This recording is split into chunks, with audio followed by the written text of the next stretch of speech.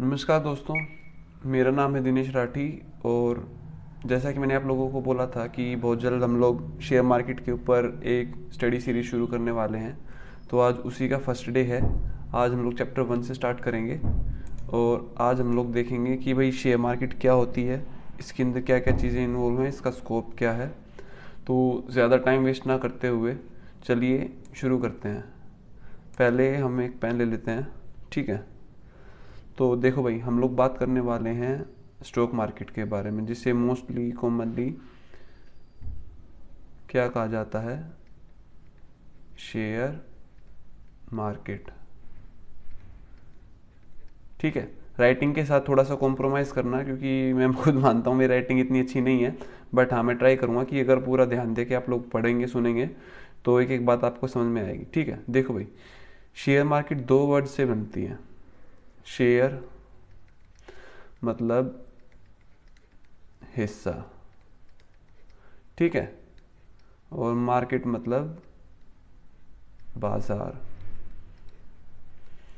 तो इससे ये तो आपको समझ में आ गया होगा कि बाजार में आपकी कितनी हिस्सेदारी है, वो होती है शेयर मार्केट। पूरी एक मार्केट होती है, उसके अंदर सब लोगों का कुछ ना कुछ हिस्सा होता है। ठीक है, पहले ये ऑफलाइन होती थी। बीएससी एनएससी में हम लोग हिस्ट्री में नहीं जाएंगे, आप लोगों को भी पता है।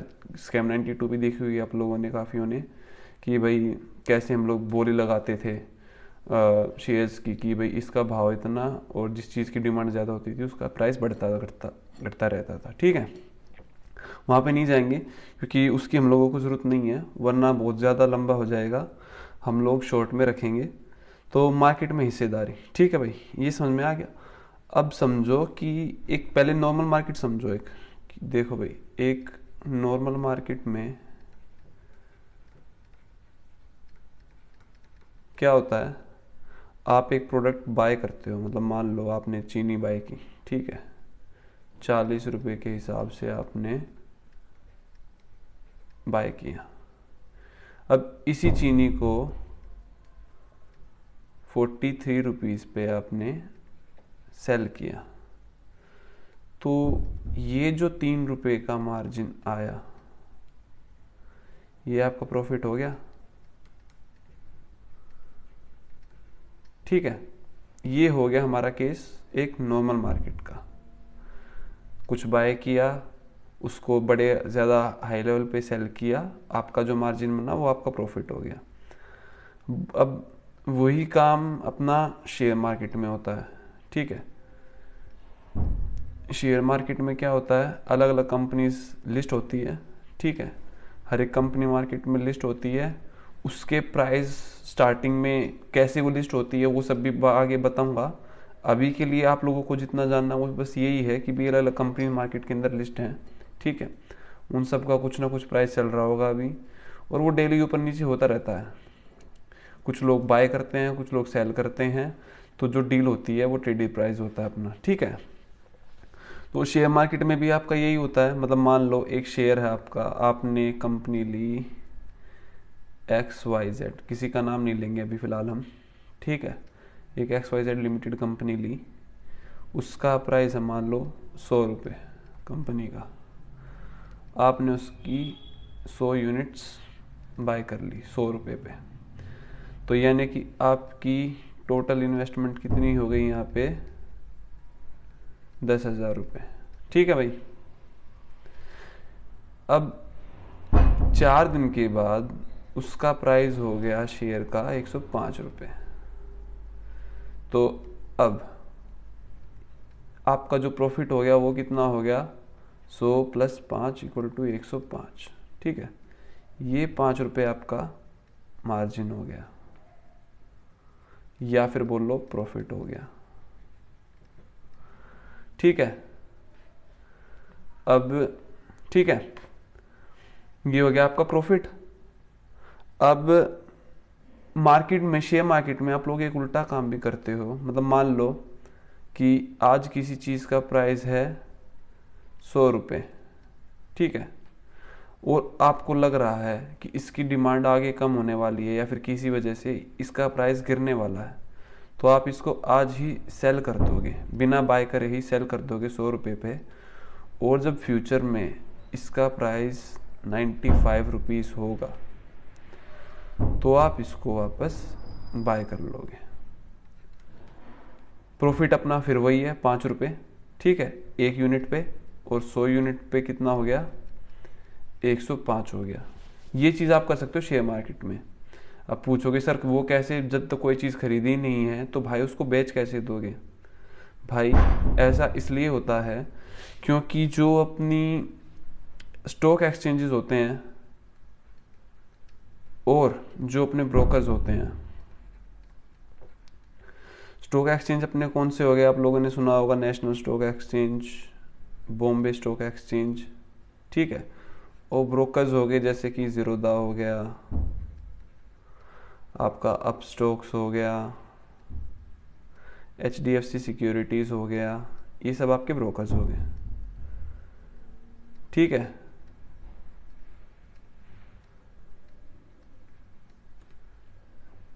एक इरेजर ले लेते हैं, वैसे ज़रूरत है नहीं, छोड़ो। ये आपके ब्रोकर्स हो गए। इन लोगों के पास एक्सेस में ऑलरेडी बहुत सारे शेयर्स होते हैं, ठीक है, तो आप उनको सेल कर सकते हो। उनके पास ऑलरेडी कुछ शेयर्स हैं, आप उनके बिहाफ पे सेल कर रहे हो एक तरीके से, बट उसके लिए आपको एक चीज़ एक्स्ट्रा पे करनी पड़ती है जिसे आप लोग बोलते हो मार्जिन। अब इस मार्जिन को समझते हैं, ये क्या चीज़ है भाई। नॉर्मल एक 100 रुपये की चीज़ अगर आप बाय कर रहे हो मार्केट में तो उसके लिए आपको 100 रुपये ही पे करने पड़ेंगे, ठीक है, बिल्कुल सही बात है भाई।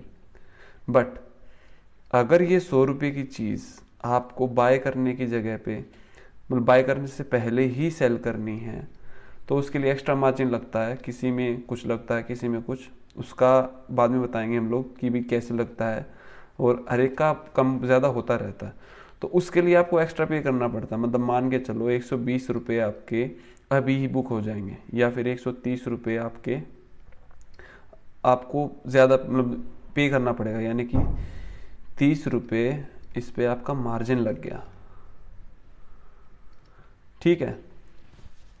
अब 5 रुपये पे क्या कहते हैं, आपने 100 रुपये की सेल की, 95 पे आपने बाय किया, तो ये चीज़ उसमें एडजस्ट हो जाती है आपकी बाद में, ठीक है। ये जो एक्स्ट्रा 30 रुपये आपने पे किया है वो बाद में आपको मिल जाएगा, वो दिक्कत नहीं है।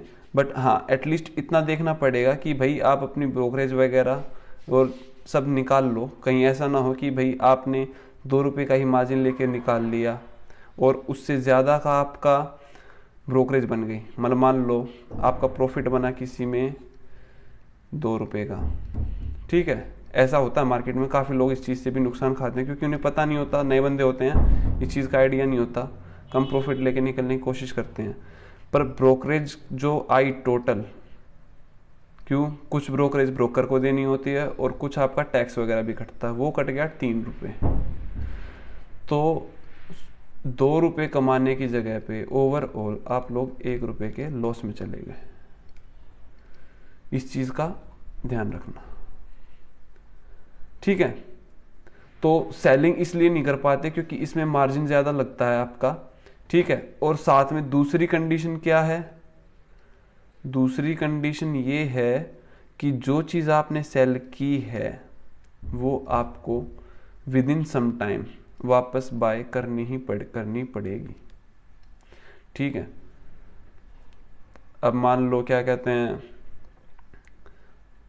किसी का 30 दिन का है, तो अगर आपने 30 दिन के अंदर वापस उसको बाय नहीं किया एक्सपायरी से पहले किसी शेयर को, ठीक है, या फिर इंट्राडे कर रहे हो, इंट्राडे मतलब इंट्राडे, एक सेकंड लिख लेते हैं।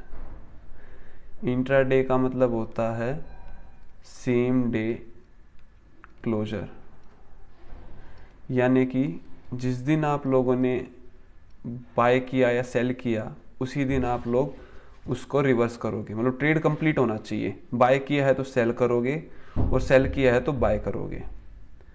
एक होता है आपका कैश एंड कैरी, यानी कि CNC। इसमें आप लोगों ने आज बाय कर लिया अपना, ठीक है, 1 दिन, 2 दिन, 10 दिन, 50 दिन, साल, 2 साल, 10 साल, लाइफ टाइम तक आप उसको रख सकते हो। वो आपकी मर्जी है कि आपको कब तक रखना है। ये काम करते हैं इन्वेस्टर्स, जिसको इन्वेस्ट करना है अपना पैसा। ये भी देखें कि भी कौन इन्वेस्टर होते हैं, कौन ट्रेडर होते हैं, आने वाले टाइम में सारी बातें करेंगे। फिलहाल हम लोग अपने टॉपिक पे दोबारा आते हैं कि 30 मतलब 2 कंडीशन लगाई है इस पे। कंडीशन नंबर 1, आपको मार्जिन एक्स्ट्रा पे करना पड़ता है अगर आप सेल कर रहे हो, और दूसरा, आपको विद इन टाइम वापस बाय करना ही करना पड़ेगा। अगर उस टाइम तक प्राइस ऊपर जाए या नीचे जाए, आपको करना ही करना पड़ेगा, अदरवाइज आपको पेनल्टी लगेगी भारी। ब्रोकर आपके ऊपर पेनल्टी लगाएगा और आपको लॉस होगा। ठीक है भाई, ये होगी चीज क्लियर। अगर कुछ डाउट है तो कमेंट करके पूछ सकते हो, ठीक है। और अगर इस चैनल को अब तक सब्सक्राइब नहीं किया है तो भाई लोग जल्दी से इस चैनल को सब्सक्राइब करो अपने बाकी फ्रेंड्स के साथ, जिसको शेयर मार्केट के बारे में जानना है या फिर जानते हैं थोड़ा बहुत बट और डीपली जानना है, तो उनके साथ आप लोग इसको शेयर करो, ठीक है। जो डाउट है अगर कहीं पे, तो उस चीज़ को कमेंट करके बताओ, या फिर कहीं पे लगता है कि भाई ये आपने चीज़ गलत बोली है तो मुझे करेक्ट करने के लिए आप लोग कमेंट में डालो, कमेंट ओपन रहेंगे, ठीक है। तो आगे बढ़ते हैं। अब बात करते हैं हम लोग मार्केट के चार्ट के बारे में। मतलब चार्ट वो नहीं बता रहा मैं कौन सा शेयर ऊपर नीचे जाएगा, मार्केट के स्कोप का चार्ट कि भी इसके अंदर क्या क्या होता है। मेरा मानना ये है कि ऑलमोस्ट सारी चीज़ें इस चार्ट में कंप्लीट हो जाएंगी, ठीक है। बट फिर भी अगर कोई चीज़ मैं मिस कर दूं या फिर आपको लगता है कि ये भी इस चार्ट में इंक्लूड होनी चाहिए, तो वो आप लोग मेरे को कमेंट में बताओगे, मैं उसको करेक्ट करूँगा, वीडियो में आगे ऐड करेंगे या फिर नेक्स्ट लेक्चर में उसको बताएंगे। एक चीज़ होगी आपकी इक्विटी, मार्केट के अंदर आप लोग इक्विटी में ट्रेड करते हो। दूसरी चीज़ होगी आपकी कमोडिटी, और तीसरी चीज़ होगी करेंसी। सही बात। इसके अंदर ये तीनों, इन तीनों चीज़ों में सारी चीज़ें आपकी आ जाएंगी। अब देखते हैं इक्विटी। इक्विटी में क्या क्या आता है। इक्विटी में एक तो आपकी कंपनी का नॉर्मल शेयर आ गया। यहाँ पे हम लोग कुछ एग्जाम्पल यूज़ कर लेते हैं। शेयर मतलब मान लो एक कंपनी होगी TCS IT की, बैंकिंग की होगी HDFC बैंक, ठीक है, आपकी टोबैको की होगी ITC, और कंस्ट्रक्शन में से होगी NCC। ये अलग हर एक सेक्टर में से एक दो एग्जांपल ले लिए, ठीक है। ये आपकी कंपनी होगी, इनके शेयर्स हो गए। अब इसके अंदर दूसरी चीज होती है डेरिवेटिव्स, ठीक है भाई। इन्हीं शेयर्स के आप लोगों ने सुना होगा अगर नाम, आई डोंट नो, मतलब कि शायद कुछ नहीं सुना होगा, कुछ नहीं भी सुना होगा। कॉल, पुट, फ्यूचर, ऑप्शंस, सुना भाई। ये सब चीजें आती हैं आपकी डेरिवेटिव्स में। इन चारों को अलग अलग से लिखने की जगह पे अगर मैं इकट्ठा लिखूं तो वो होगा डेरिवेटिव, ठीक है। इसको थोड़ा अलग से लिखते हैं, देखते हैं। अब डेरिवेटिव्स के भी 2 पार्ट कर देते हैं, फ्यूचर और ऑप्शंस। फ्यूचर में आपका आ गया जो आपका शेयर है, इसका कुछ लॉट साइज होता है हर एक का, ठीक है। जैसे कि हम एग्जांपल लेते हैं TCS का, मान लो TCS में आपका है 3000 का लॉट साइज है, फ्यूचर्स का भी। और अगर आप ऑप्शंस में जाओगे तो भी कॉल और पुट आ गई है आपकी ऑप्शंस में। इनके बारे में आगे बताऊंगा, अभी के लिए चार्ट में भी ये समझ लो कि भी क्या क्या चीज़ें इंक्लूड होती हैं, ठीक है। तो ये हो गया आपका फ्यूचर। होता है आपका एक शेयर का मंथली एक्सपायरी के साथ, मतलब मान लो आज HDFC बैंक चल रहा, TCS चल रहा है मान लो 3800 रुपये पे, ठीक है, 3800 पे, तो आपने बाय किया है 4000 का फ्यूचर। इसका क्या मतलब है, आप लोग दावा कर रहे हो कि भाई इस मंथ की लास्ट एक्सपायरी पे, एक्सपायरी होती है आपकी थर्सडेज को, हर थर्सडे को एक्सपायरी होती है,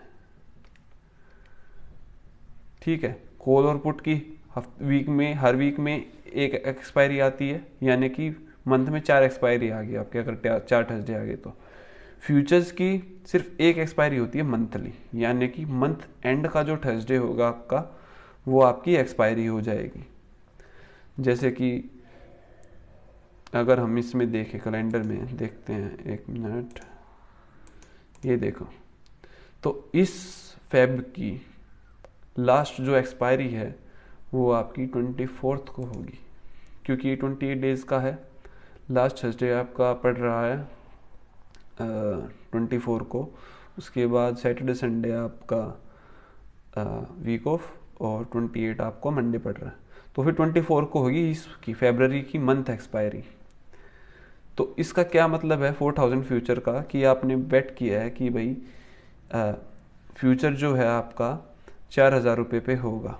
तो 4000, इसका ये मतलब नहीं है कि आपने ये, मतलब जितनी इसकी, मतलब 4000 का फ्यूचर आपका उस टाइम पे 0 पे होगा, उसकी जो वैल्यू होगी वो 0 रुपीज़ होगी, ठीक है।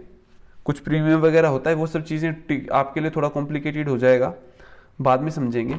इसके लिए अभी खाली इसको छोड़ देते हैं, बस नाम समझ लो कि भी फ्यूचर ऑप्शंस क्या होते हैं और फ्यूचर ऑप्शंस क्या होते हैं, फ्यूचर्स के अंदर क्या चीज़ आ गई और ऑप्शंस के अंदर ये कॉल और पुट क्या होगी। एटलीस्ट अभी के लिए खाली नाम अपना समझ के रखो, ठीक है।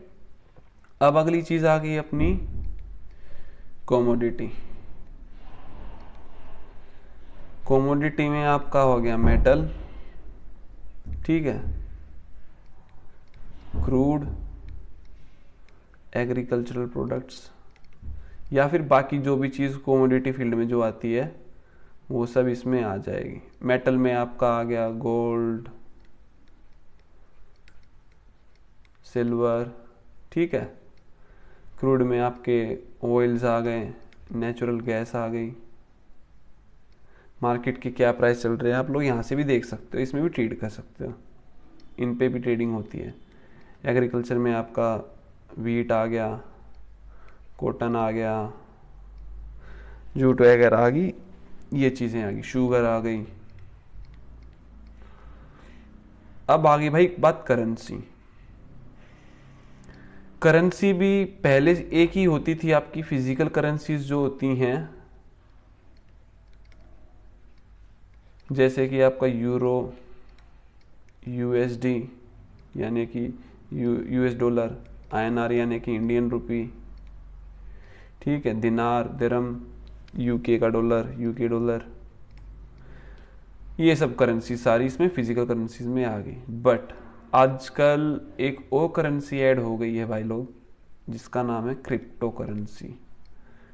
हर तीसरे दिन न्यूज़ में रहती है, अभी पीछे न्यूज़ में आया था कि हाँ भाई गवर्नमेंट ने इसको लीगलाइज तो किया है, बट इसको as a personal asset treat करके इसको 30% टैक्स स्लैब में डाला है कि अगर आपके पास कोई क्रिप्टो है तो उसके ऊपर आपको 30% टैक्स देना पड़ेगा। इसके अंदर आ गया आपका बिटकॉइन, डोज, ठीक है, ईथरम, ये सब आपकी क्रिप्टो करेंसी होगी।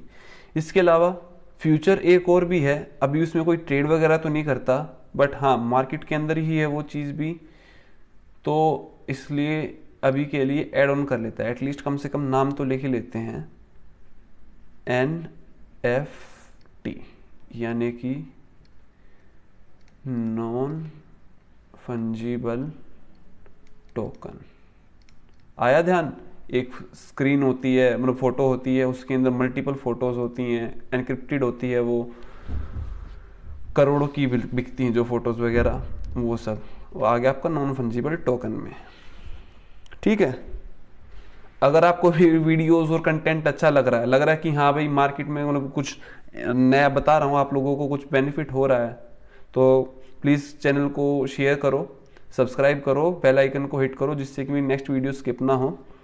ठीक है, प्रोमोट में मैं ज़्यादा टाइम वेस्ट नहीं करूँगा, क्योंकि ऑब्वियसली अगर आपको कंटेंट अच्छा लगेगा तो आप खुद ही करोगे। हम लोग अपना आगे बढ़ते हैं अभी के लिए। ठीक है, अब बात करते हैं हम लोग शेयर्स की। मार्केट में शेयर्स को हम लोगों ने 3 पार्ट में डिवाइड किया है। ठीक है, मतलब 3 तरह के शेयर्स को हम मतलब डिफ्रेंशिएट करते हैं। मतलब एक हो गया आपका लार्ज कैप, ये एक तरीके से शेयर्स नहीं है, आप इसको कंपनीज को बोलो कि भाई कंपनीज को हम लोगों ने 3 पार्ट में डिवाइड किया कैपिटल वाइज। लार्ज कैप पहले यही बताते हैं। चलो, लार्ज कैप क्या होती है भाई? जिस कंपनी की मार्केट कैपिटलाइजेशन, मार्केट कैपिटल जो है 20,000 करोड़ से ज्यादा की होती है, वो आती है आपकी लार्ज कैप में। ठीक है, दूसरी आ गई आपकी मिड कैप कंपनीज, जैसे कि इसका आपको पता होगा, लार्ज कैप में आपकी आ जाएगी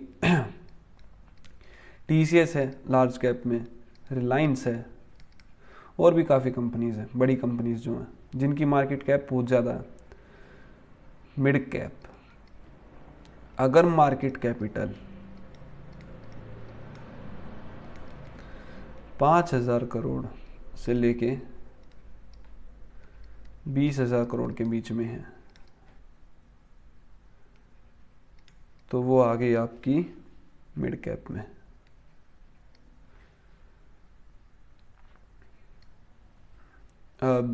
इसके एग्जांपल्स आप लोग मेरे को दोगे कमेंट में कि भाई कौन सी कंपनी लार्ज कैप में आती है, कौन सी मिड कैप में और कौन सी स्मॉल कैप में,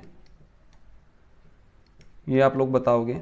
ठीक है, सब लोग डालेंगे एक एक कंपनी का नाम कम से कम, कि भाई ये कंपनीज आपकी लार्ज कैप में है, ये मिड कैप में, ये स्मॉल कैप में है। लेस देन 5,000 करोड़, यानी कि छोटी कंपनियां जिनका अभी मार्केट कैपिटल जो है 5,000 करोड़ से कम का है, वो आपकी स्मॉल कैप में आ जाएंगी। एक वर्ड और, जिन्होंने सुना है अच्छी बात है, जिन्होंने नहीं सुना वो सुन लें, और जिन्होंने सुना है उसको समझ भी लें। सुना है ब्लू चिप कंपनीज, अगर पता है तो अच्छी बात है, कमेंट में बताएं कि भाई इसका क्या मतलब होता है। नहीं पता है तो सुन लो भाई। ब्लू चिप कंपनीज जो आपकी क्वालिटी वाली कंपनीज होती है ना,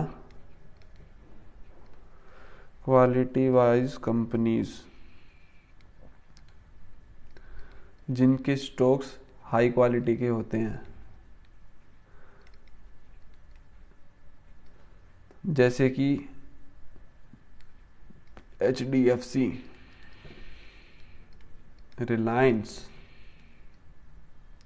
रिलायंस का मार्केट वो है सिंबल है RIL, Reliance industries limited. TCSL, Tata consultancy services limited, जिसका सिंबल है TCS। ये सब आ गई आपकी ब्लू चिप कंपनीज। पेन कहाँ गया, ये रहा। ब्लू चिप कंपनीज, इनके अंदर इन्वेस्टमेंट करना सेफ माना जाता है, क्योंकि ओवर द टाइम इनका बिजनेस हमेशा एक्सपेक्ट किया जाता है बढ़ेगा ही बढ़ेगा। अगर बिजनेस बढ़ेगा तो शेयर का प्राइस भी आपका बढ़ेगा, शेयर का प्राइस बढ़ेगा मतलब आपका प्रॉफिट बढ़ेगा। तो आपके पोर्टफोलियो में ये कंपनीज, ब्लू चिप कंपनीज होनी ज़रूरी है। ये प्रॉफिट हो सकता है कम दें, बट प्रॉफिट ज़रूर देंगी। कुछ रिस्की कंपनीज होती हैं, छोटी कंपनी होती हैं रिस्की, ठीक है, जिनके अंदर बहुत ज़्यादा फ्लक्चुएशन होती हैं। ठीक है, वो आपको वही ज़ीरो या हीरो वाली कहानी होती है उनकी, वो आपको डुबा भी सकती हैं, आपको हीरो भी बना सकती हैं। तो पोर्टफोलियो इस तरीके से होना चाहिए कि कुछ रिस्की स्टॉक्स हों उसमें, कुछ सेफ स्टॉक्स हों, तो जिससे कि आपका ओवरऑल जो पोर्टफोलियो है वो हमेशा ग्रीन रहे, ये लो।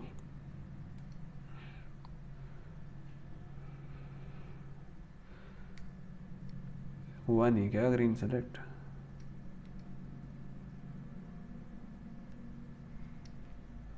ठीक है, ग्रीन पोर्टफोलियो होना चाहिए। भाई लाल रंग किसको पसंद है यार? सब यही चाहते हैं कि भाई हमारे शेयर्स हमेशा हरे हरे रहें, ग्रीन रहें, प्रॉफिट में रहें। ठीक है, तो आज का ये चैप्टर यहीं पे ख़त्म करते हैं। ठीक है, काफ़ी लंबा हो जाएगा। एक बार हम लोग इसको दोबारा समराइज़ कर लेते हैं कि भी क्या क्या पढ़ा था, और फिर सेशन क्लोज करते हैं। हम लोगों ने पढ़ा शेयर मार्केट के बारे में कि भाई शेयर मार्केट क्या होती है। शेयर मार्केट का मतलब फुल फॉर्म के मतलब हिंदी में जाने तो मार्केट में आपकी हिस्सेदारी, बाजार में क्या हिस्सेदारी। नॉर्मल मार्केट में हम लोग क्या करते हैं कि भाई एक प्रोडक्ट बाय किया, सेल किया, बीच का मार्जिन आपका प्रॉफिट हो गया। शेयर मार्केट में भी यही करते हो, बाय करते हो, सेल करते हो, बीच का प्रॉफिट आपका मार्जिन हो गया, साथ में ब्रोकरेज पे करते हो और टैक्स पे करते हो। साथ ही साथ ये भी देखा कि भाई शेयर मार्केट में हम लोग उल्टा भी कर सकते हैं, चीज़ को पहले सेल करके बाय कर सकते हैं बाद में, बट उसके लिए कुछ कंडीशंस थी। क्या कंडीशन थी?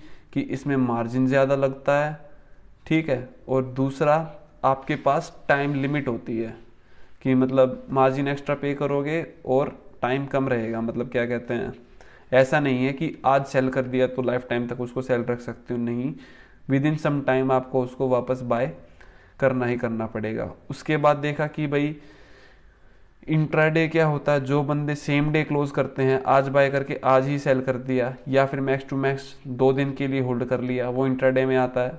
सीएनसी हो गया आपका कैश एंड कैरी, इसके अंदर आप लोग बाय करते हो, ठीक है, और इन्वेस्टर्स लोग करते हैं ये काम, ठीक है। आज बाय किया, लाइफ टाइम तक होल्ड किया, जो इसके ऊपर आपको क्या कहते हैं, अगर शेयर का प्राइस बढ़ेगा तो आपके शेयर की भी वैल्यू बढ़ेगी, और साथ ही साथ जो डिविडेंड मिलेगा वो सीधा आपके बैंक अकाउंट में आएगा।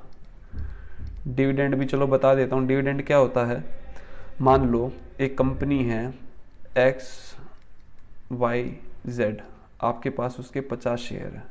कंपनी कहती है कि हम लोग इस बार 6 रुपये का डिविडेंड देंगे, ठीक है। उसकी डेट देगी कुछ कि हाँ भाई इस डेट से पहले का जिन लोगों ने मेरा शेयर बाय कर रखा उन लोगों को हम लोग 6 रुपये का डिविडेंड देंगे।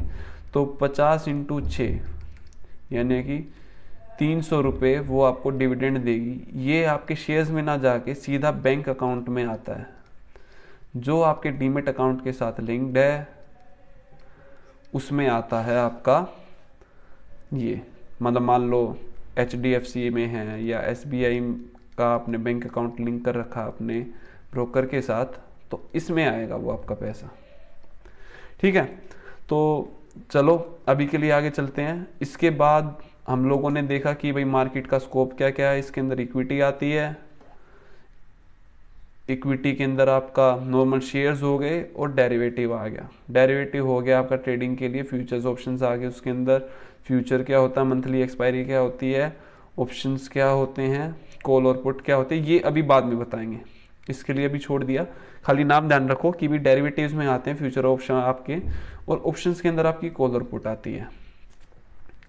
एक दिन के लिए ज़्यादा बताएंगे तो खिचड़ी हो जाएगी, आपको समझ में नहीं आएगा, इसलिए पहले ही बोला था कि लेक्चर्स को छोटा रखने की कोशिश करेंगे जिससे कि जल्दी जल्दी ज़्यादा चीज़ें कवर हो। दूसरी चीज़ बताई थी आप लोगों को कोमोडिटी। अब कोमोडिटी में क्या बताया था, मेटल्स आ गए आपके, गोल्ड सिल्वर वगैरह, क्रूड आ गया जिसके अंदर आपका ऑयल नेचुरल गैस वगैरह आ गया, एग्रीकल्चरल प्रोडक्ट आ गए, वीट कॉटन शुगर वगैरह ये सब आ गई। करेंसी के बारे में बताया कि भाई करेंसी भी शेयर मार्केट में आती है, ठीक है। और फिजिकल करेंसी क्या होती है, क्रिप्टो करेंसी क्या होती है, इसके अंदर क्या क्या आते हैं उनके एग्जाम्पल दिए थे, और एक एक चीज़ एक्स्ट्रा नई चीज़ इंक्लूड करी थी, नॉन फंजिबल टोकन, ठीक है। ये हो गया आपका मार्केट के बारे में।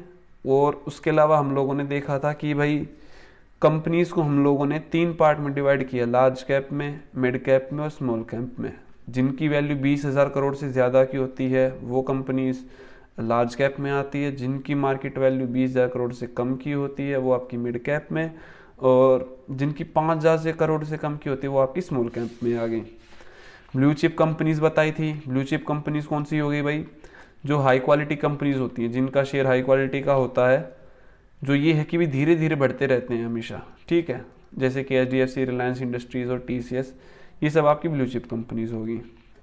इसके अलावा हम लोगों ने देखा कि भाई बाकी कुछ कंपनीज होती हैं रिस्की होती हैं, जिनका ज़ीरो या हीरो वाला खेल होता है। हो सकता है आज वो 10 रुपये की है, 10 दिन में ही वो आपको 100 रुपये की दिख जाए, 10 गुना प्रॉफिट हो गया, दिखने में बहुत बढ़िया लगता है, पर ऐसा होता कम है, क्योंकि मोस्टली क्या होता है, आप लोग 100 रुपये का खरीदते हो और रातों रात उसकी कीमत 15 रुपये रह जाती है। क्यों? उसकी ये ओवर वैल्यूड स्टॉक था क्योंकि, और जब इसके डेप्ट्स वगैरह सामने आए, पता चला कि भाई कंपनी में नुकसान हो रहा है। जैसे कि एक केस अगर जानते हो तो बढ़िया है, नहीं जानते तो बता देता हूँ। येस बैंक, येस बैंक का लगभग 20,000 करोड़ का बैड डेप्ट सामने आया था। उस टाइम पे इस शेयर की वैल्यू 500 से 600 के बीच में थी, 500 रुपये से 600 रुपये के बीच में थी।